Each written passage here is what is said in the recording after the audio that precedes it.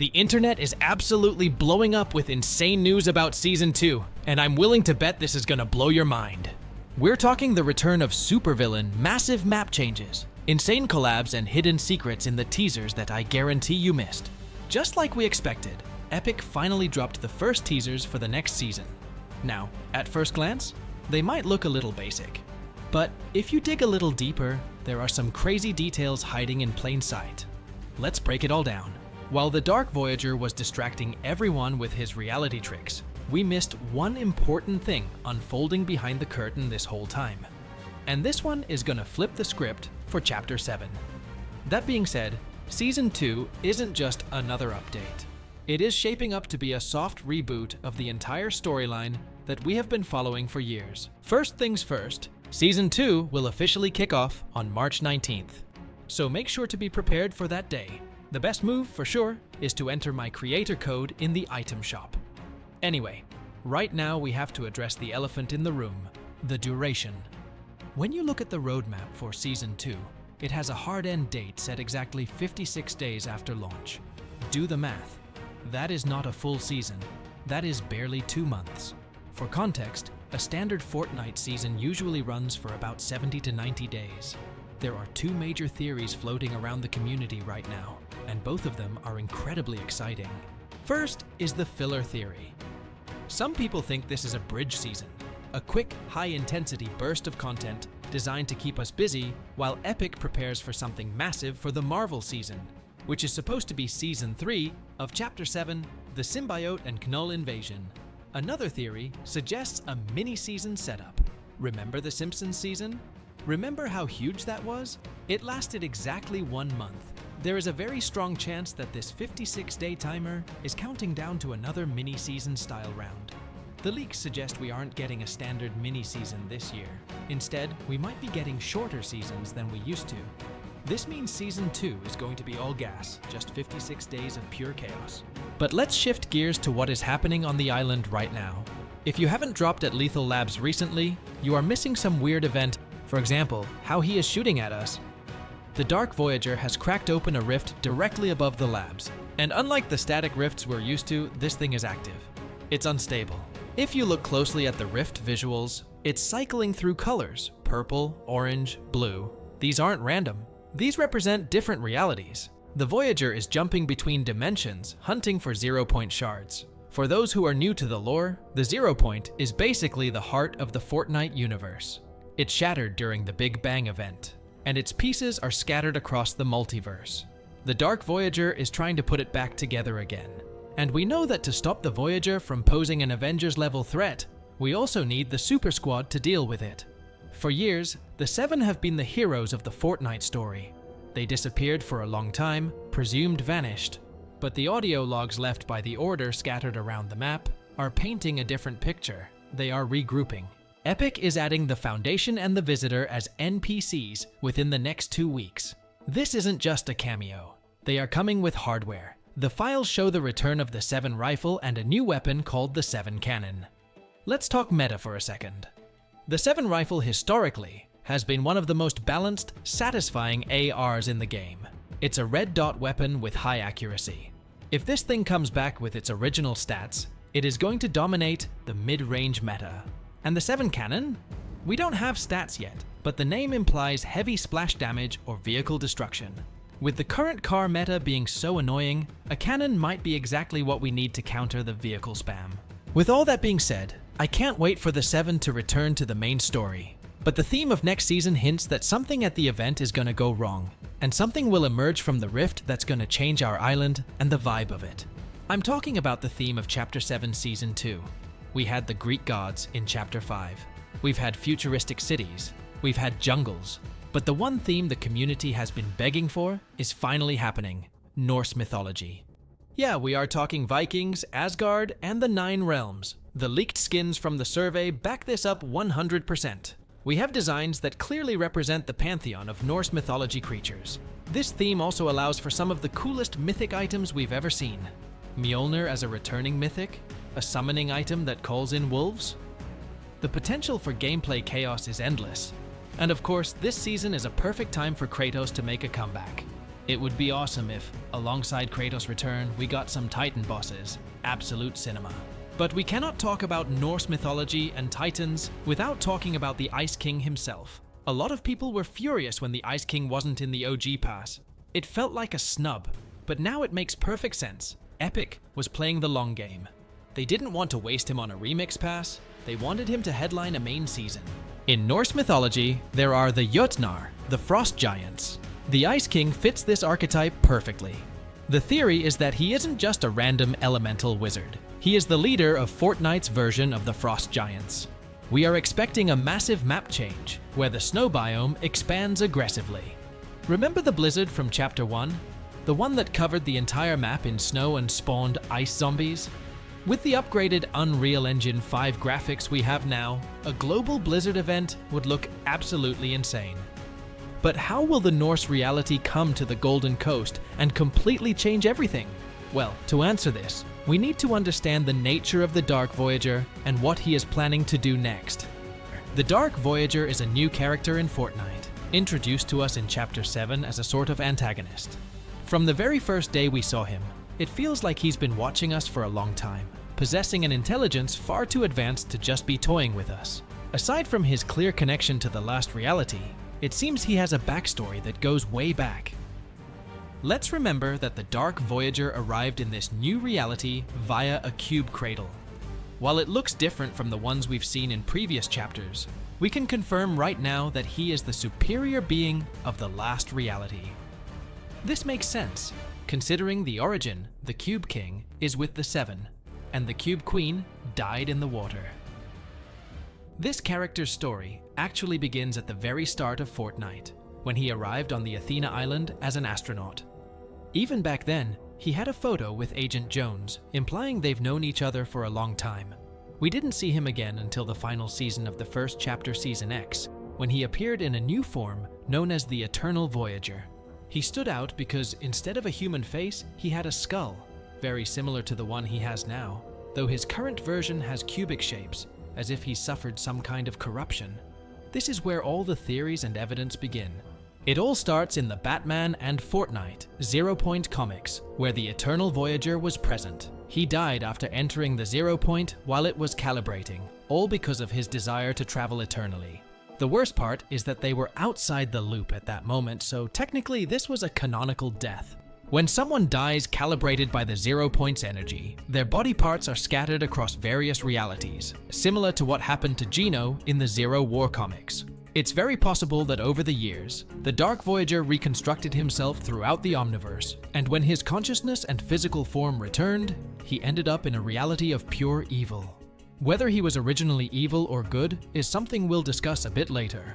Currently, the Dark Voyager is on the Golden Coast Island, trying to manipulate the 0 Point. The Order arrived there after receiving a signal from Reality 783 prior to the 0 Hour event. Based on her findings, not only is the 0 Point involved, but the Dark Voyager is specifically trying to get his hands on the fragment currently present on the island. The fact that he's already inside the lethal labs suggests he likely realized that one of the members of the Seven is still alive and present on this island, so he's trying to accelerate his plan. Meanwhile, the Order began researching and evaluating the 0 Point, realizing she needed help, specifically from the Seven. However, the situation with the team is complicated. We still don't know for sure who is alive. We know the Imagined is in really bad shape, though she could return just like Gino does in the comics. The Foundation might be alive, but stuck in another reality. As for the others, the Scientist, the Visitor, and the Origin, they were consumed by Chrome. The Paradigm are missing, so the team is currently incomplete. As we know, the last reality is infamous for wanting to destroy realities, specifically ours. But if the Dark Voyager wanted to destroy our island, he would need to act both outside and inside the loop. According to the Scientist's previous research, investigating the 0 Point and making it react requires being inside the loop. This is likely because the 0 Point is more active during matches when there is high action on the island. That would be the exact moment to execute the plan and force the 0 Point to react. If the Dark Voyager manages to enter the loop and exploit the 0 Point's energy, he could generate an explosion, freezing time, and causing events very similar to those in Season X. Based on the latest intel, it appears the Order has either been kidnapped or taken out. It's pretty tragic that just as the Seven started to return, they might have already lost another member. The Order was at the Lethal Labs facility, but it seems she was found either by the Dark Voyager himself or his henchmen. The bottom line is, she was captured, but before she disappeared, she managed to send an audio message to Jones. So, in a few weeks, Jones will receive the message and realize that the Order is still alive. Now, let's circle back to the Dark Voyager, who seems to be working with Lynx from the OG mode. This is really interesting because we've never seen Lynx as a villain, unless you count when she worked with Midas, but that's a different story. On her loading screen, we can see a ton of cube runes, implying she possesses some power from the cube itself. Finally, her gift might be that she is a traveler between realities, since we haven't seen a character present in both the OG mode and Battle Royale simultaneously. I imagine she's now working for the last reality and wants to secure the 0-point fragment from the OG mode. That is, if there even is one, because we are one season away from entering the vault, and if there's no fragment or 0-point there, we are literally screwed. And now, here comes the plot twist of the whole story. It's possible that the Dark Voyager is actually good. I know, that sounds weird, but listen. So far, we've seen that the Dark Voyager hasn't done anything bad with the 0-point shard, he's just maintaining it and making it react. Plus, in his other styles, we see the red cube and the blue cube. We know those two are benevolent, at least to loopers. On the other hand, there's the golden cube, which we know is evil because it was used by the Cube Queen and the Cradle itself. Maybe he destroyed the battle bus, thinking it would end the loop, not knowing it would cause the tidal wave. I know this is weird and doesn't have an official explanation yet, so we can't theorize too deeply. We also have to remember that if you had a keen eye during the final 0-hour event, you would have seen a strange message sent to us. The message read, "Training complete phase completed. Protocol error. The Dark Presence." This message is clearly from the Dark Voyager, and he surely watched how we defeated the Dark Presence during 0 hour. I imagine that for him, and for the last reality, seeing us fight was a form of training. They tested us, likely preparing for a superior threat. And what is this new threat going to be? To understand why that power is such a big deal, we gotta talk about the last reality again, because this squad uses their cubes as foot soldiers with the plan of invading different realities, probably intending to hoard the entire universe for themselves. Back in Chapter 2 Season 8, we found out the Cube Queen was the leader of all of them, basically because she controlled the Golden Cube. In fact, during her mission to invade our island, she summoned her army, which is where we first saw this specific type of ship that is now hovering right above the Golden Coast Island. And actually, the one sitting inside it is the Voyager. With the arrival of this ship on the island, we also get the TV interference shown in the cinematic trailer, where we can read a message that the last reality probably meant to send to their own forces. In it, they say that their training and learning phase is complete, and that they've spent 8 years and 9 weeks in base reality, which is basically Battle Royale mode, since that's how long it has existed. According to them, this adds up to 106 billion years, because they're counting the fact that every 20-minute Battle Royale loop can have up to 1 million active matches at once. That's why the total amount of time is literally around 7 times longer than the age of the universe itself. However, during this process, we spotted 2 errors that came up for them. The first was the appearance of the Dark Presence, a villain that emerged from the spirit realm, something that, for now, exists only in the reality of 783. And by the way, he was already defeated in the final event, with Jones bringing in the entire army of collabs.